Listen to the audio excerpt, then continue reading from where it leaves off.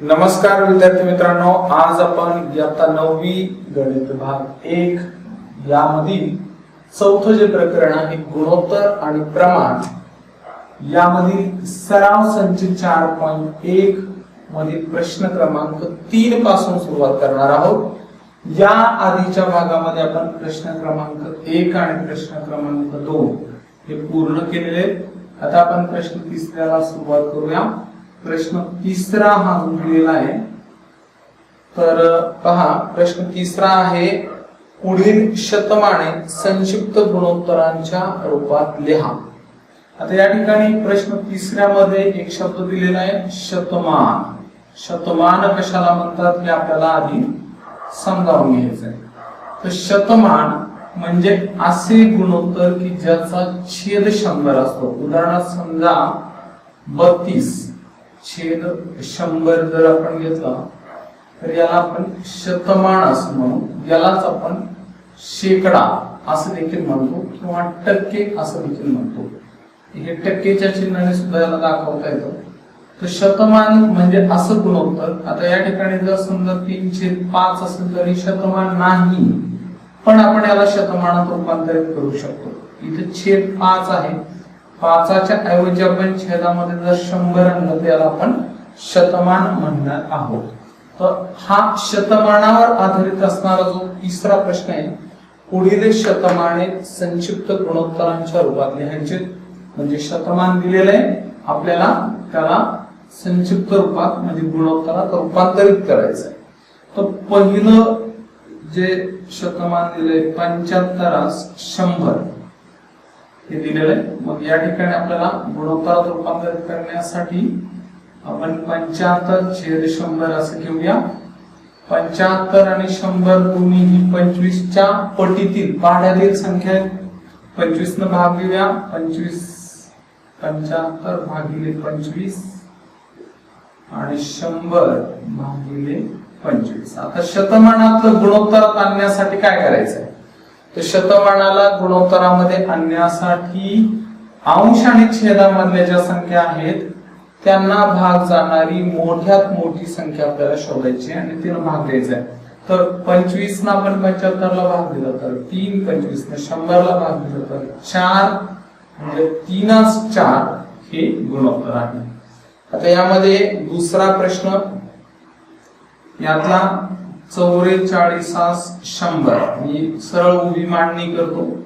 याला जर आपण 2 ने भाग दिला तर 22/50 आणि याला परत 2 ने भाग दिला तर 11/25। ओके, 11/25 म्हणजे या ठिकाणी सरळ आपण 4 ने भाग देऊ शकत होतो। 4 नंतर दोन्ही संख्यांना 44 आणि 100 ला भाग दिला तर 11/25 हे गुणोत्तर आपल्याला या ठिकाणी मिळेल। त्यानंतर तिसऱ्या उदाहरणात आपल्याला दिलेलं आहे 6.25%। आता हे तिसरं जे उदाहरण यामध्ये दिलंय यात मात्र जरा थोडस तुम्हाला व्यवस्थित समजून घेणं गरजेचं आहे। इथं 6.25%, आताच मी सांगितलं की शतमान छेद 100 असला की त्याला आपण टक्के असं स्वरूपात सुद्धा लिहू शकतो। म्हणजे 75/100 याचा अर्थ याची मांडणी 75% अशी पण असू शकते। याचा अर्थ आणि याचा अर्थ एकच झाला। तसं इथं 6.25% याचा अर्थ 6.25/100 आणि आता याला संक्षिप्त रूपात आपल्याला रूपांतरित करायचंय। म्हणजे इथं पॉइंट काढला पाहिजे। तर इथं आपण अंशाला आणि छेदाला, अंशामध्ये दशांश चिन्हानंतर 2 अंक असल्यानं याला जर आपण 100 ने गुणलं तर पॉइंट निघून जाईल, म्हणजे 625 होईल। आणि याला जर आपण 100 ने गुणलं तिथं 10,000 आणि म्हणून 25 ने जर याला भाग दिला तर 25चा वर्ग 625 आहे, म्हणून 25 हा 25 किंवा त्याला असं करूया 625 भागिले 25 आणि 10,000ला 25 न भाग द्यायचा आहे। तर 25 ने 625 ला भाग दिला तर अंशात 25 येईल आणि छेदामध्ये 25 चोक 100 म्हणजे हे 100 जाऊन 4 आणि वरती 2 शून्य, परत 25 न भाग द्या, 25 1 25 आणि परत 25 येतो. 25 40 मधून 25 गेले, उरले 15, 25 होतं 150, एका 16. हे गुणोत्तर आपल्याला या ठिकाणी मिळेल, एका 16. त्यानंतर 52, 100 आणि 0.64%. आता 52, 100 हे तुम्ही काढू शकता. यातलं जे पुन्हा यासारखं जे उदाहरण दिलंय 0.64%, याला आपण बघूया. 0.64%. याचाच अर्थ काय झाला, 0.64/100.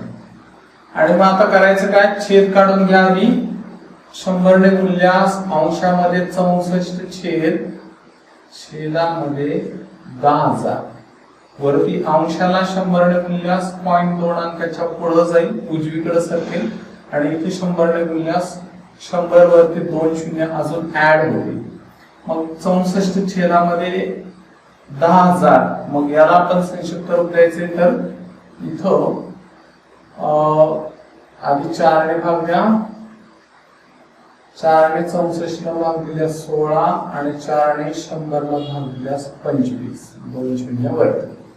परत 4 ने भाग द्या. 4 ने किंवा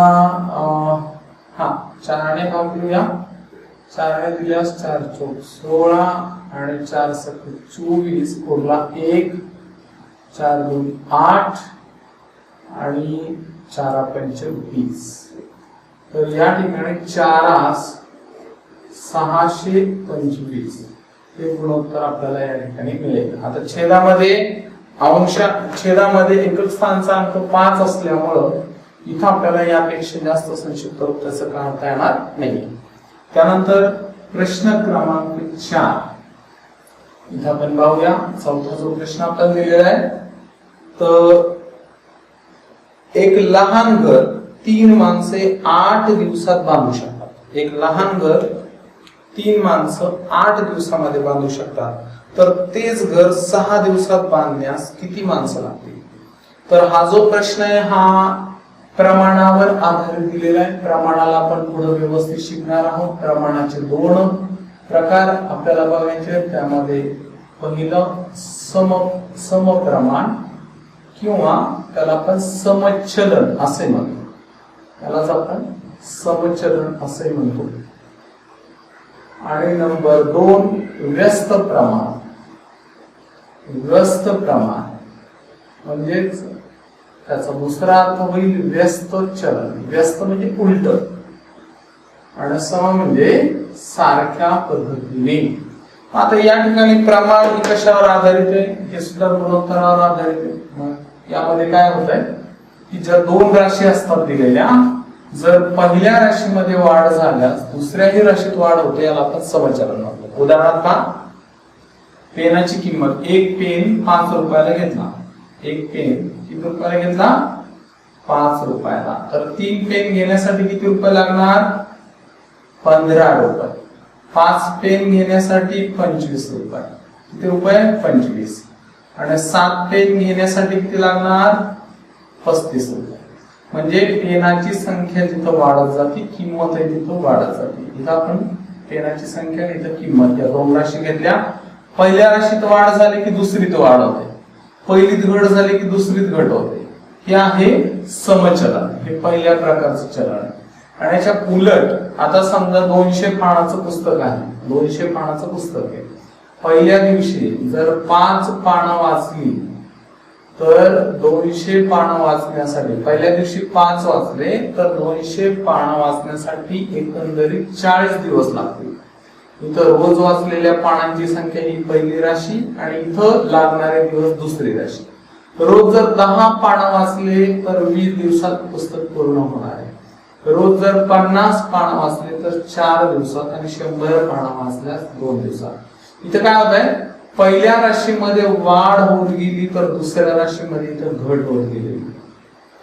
पहिल्या राशीत जर वाढ झाली आणि दुसऱ्या राशीमध्ये घट झाली, किंवा पहिल्या राशीत जर घट होत गेली आणि दुसऱ्या राशीमध्ये मग वाढ होत गेली, तर हे व्यस्त चलन आहे किंवा व्यस्त प्रमाण आहे असं म्हणतात. तर या ठिकाणी प्रश्न 4 जो दिलेला आहे आपल्याला, हा व्यस्त प्रमाणावर व्यस्त चलनावर आधारित. व्यस्त चलन म्हणजे काय, तर आताच आपण समजून घेतलंय. जर पहिली राशी वाढत असेल, आता पहा 3 माणसे 8 दिवसात घर बांधतायत, छोटं घर आहे, 3 माणसं 8 दिवसात बांधतात, तर ते घर 6 दिवसात बांधण्यास किती माणसं लागणार. मग आता पहा लक्षात घ्या, जर घर बांधायला माणसांची संख्या वाढवत गेलो तर दिवस कमी लागणार आणि माणसांची संख्या कमी करत गेलो तर दिवस जास्त लागणार आहे. आणि म्हणून या ठिकाणी पहा, याला आपण सहज पद्धतीने करूया. इथं पहा 3 माणसे किती दिवसात घर बांधताय, 8 दिवसात, म्हणून 3 गुणिले 8 बरोबर किती झाले 24. आणि मग आता 6 माणसे नाही, तेच घर 6 दिवसात बांधायला किती माणसं लागणार आहे. उदाहरणार्थ x माणसे तेच घर 6 दिवसात बांधतात, म्हणजे गुणाकार होईल 6x. मग आता इथं काय करायचंय, 6x बरोबर 24 आणि म्हणजेच काय, x बरोबर 24 भागिले 6 म्हणजे x बरोबर 4. याचा अर्थ ते घर 6 दिवसांमध्ये बांधण्यासाठी 4 माणसं कामावर नेमावे लागतील. यानंतर आपण प्रश्न क्रमांक 5 बघूया. पुढील गुणोत्तरांचे शतमानात रूपांतर करा. आता पुढील गुणोत्तरांचं शतमानात रूपांतर करा म्हणजे छेद 100 करा. आणि या ठिकाणी प्रश्न 5वा जो आहे त्यातला पहिला प्रश्न, तर 15/25 पहा लक्षात घ्या, 15/25 हे गुणोत्तर दिले, याला आपल्याला शतमानात आणायचंय म्हणून 15/25. आता इथे छेद 100 करायचा म्हणजे शतमान झालं. मग छेद 100 करायचं तर 25 ला कोणत्या संख्येने गुणल्यास 100 होईल, तर 4 ने गुणल्यास, म्हणून 15 गुणिले 4 आणि 25 गुणिले 4. 15 चोक 60 आणि 25 चोक 100. मग आता हे 60/100 आले म्हणजे शतमानात रूपांतरित झालं, त्याला आपण 60% असे लिहू शकतो. त्यानंतर यातलं दुसरं उदाहरण 47/50 हे तुम्ही करू शकता. 2 ने गुणल्यास 100 होईल. 7×10 हे तिसरं उदाहरण हे करू शकता. 47/50 याला 2 ने गुणा, 47 दोन्ही या ठिकाणी 94. ओके, आणि 50 दोन्ही 100 म्हणजे 94%. किती टक्के, 94.